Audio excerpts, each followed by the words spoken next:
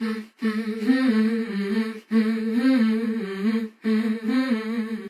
it says, "Hi, hope you both doing well. I've just listened to the Uncle Joe episode. What a legend! As I said previously, I am working in Starbucks. Eventually, the kids stopped destroying the shop and moved on somewhere else. But thank you for the kind words. This is the listener that we all love because he went on Good Pods and he single-handedly basically got us onto the charts Oh because yeah, yeah, he sat and he listened to it, and now he's been since that first email. He's emailed us quite a lot, and we love hearing from him. And he also emails our guests as well, which we love. We had a really nice email from the ladies because he emailed them as well. yeah. So you know who you are, and we love you. So it says, I have a bit of a dilemma at the moment though.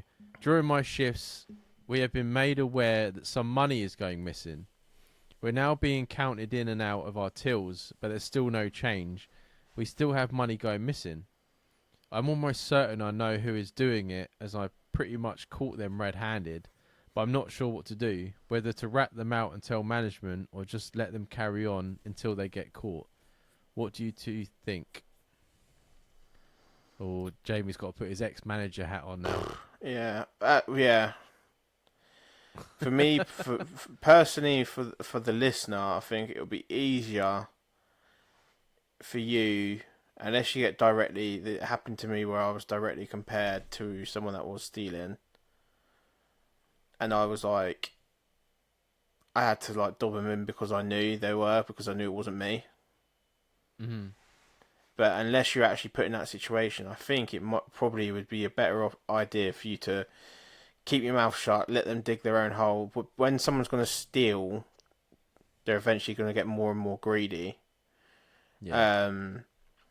Happened with one of the guys we worked with, Dan. He stole a load of money on New Year's, went and blew it all in London, and then put it all over Snapchat, and then we knew he was stealing and he got sacked. Do you remember? Yeah, I do remember, yeah. But on the lead up to that, there was money going missing all the time, and we started counting it in and out of tills ourselves. But what I would do is make sure you insist, because I knew when we used to count in and out of tills, it would always get forgotten about, because obviously you'd be busy. Always insist that your tills counted in and out before you touch it. Yeah. And let them dig their own hole. Let them dig their own hole. Keep yourself right. It doesn't matter. Like, you don't lose any money from them losing money. You just got to keep yourself right. Mm. That's the main thing, right? As long as you've got the job and you know you're not doing it, then it's not your problem. I wouldn't stress about it. No. You could even try and get yourself on tasks away from the till, because I know in places like Starbucks and that, they have the barista and then they have the actual guy on the till, don't they? Yeah. So you could ask for training and other things. Don't mention it's because of the till situation, but if it's making you worry, then training on something else would get you away from that situation for a little while. Yeah. No, I agree. I think I don't understand. I personally don't understand, because everyone always gets fucking caught. When I worked at a bakery in town, money was going missing, and the fucking boss knew who it was, and she was taking money. She used to, at the end of the night, because we got paid weekly cash. She used to put everyone's wages together, and then she used to put a bit of extra in hers. And he let her get away with it because she used to do errands for him. She used to go and like collect his washing and fucking go to the supermarket and grab him a few bits and stuff like that. So essentially what he was doing was paying her. She wasn't stealing. He was, by that point, if he knew, he was basically going, oh yeah, you can take a bit extra. Yeah. And she was doing that for fucking years. She was the, like, if you wanted to call supervisor, I suppose that's what she was. And because when he fucked me over, he was like, oh, you know, her job's going to be coming up soon. I'm like, nah, it's not, because I'm not doing your fucking errands, mate, and she ain't going to do them unless she's nicking money. So you go fuck right off. But I wish, because my wages were wrong once, and I wonder, I came in and I gave the money back to him, and he said something snidey like, oh, you know, we would have found it eventually. Not thanks or anything like that for giving the 20 quid extra that I've put for my wages. Yeah. But then I think to myself, when I think back, I was like, was she doing that to see if I could be trusted? To see if Maybe. I wanted to get in on the money nicking?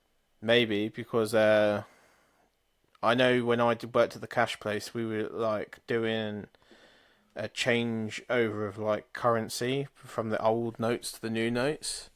Oh, yeah. And I was like going through the cassettes for the what they called ATMs, and I opened up a cassette and it had like like 3 or 4 grand in £10 old £10 notes sitting in it. Out of like this box of like 30, and I knew how stringent by that point. I knew how stringent they were counting money in and out of that bloody like safe room.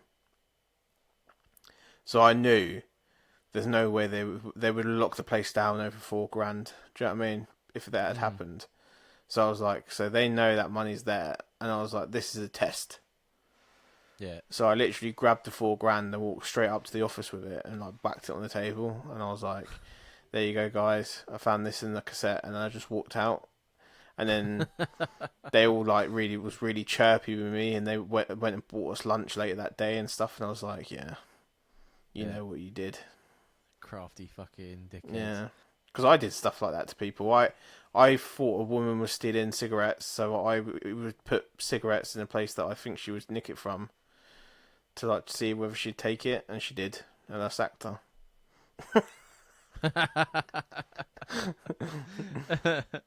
I when we were talking there, for some reason my Google activated and it says, was this the right response to the money back to him? And he said something snotty like, you know. So the Google was listening to that whole conversation and tried to respond. It's always a bit creepy, isn't it? But I said, like, my stepdad has problems with like his not. Oh no, he was stealing actually. With his supervisor at work stealing and stuff like that, and I say the same thing to him. I'm like, it doesn't matter what that person's doing, whether you know about it, whether you don't like or anything like that. As long as you are doing it right, there's nothing they can do to you. Yeah. And that's what you got to carry on to, right? It's no stress on you because you're not doing any wrong. So just let them do it. Yeah. Yeah. You don't want to be known as that guy either, because if you dug him in, when he gets fired, your co-workers now know that you would dig them in as well. And they'll take that as anything. If they drop something that they're not supposed to, or they'll be like, oh, don't do it in front of him because he'll fucking grass on you. Yeah, you'll almost find yourself outside of the clique. Yeah. So I would just pretend you never saw anything. Just leave it at that. And if he or she that's doing it tries to do anything with you, just be like, no, I'm not interested. Yeah, stay as clear as possible. They normally do look for someone to do it with. Pass blame. Yeah, because if they don't want to go down on their own. No. You know what I mean? So, but no, keep listening. We're glad those kids fucked off. The thing with kids is that once they get bored of it, they just fuck off. So, you know what I mean? It's not a fucking problem. But thank you for being a long-time listener. We enjoy you. One of our OGs. We enjoy you.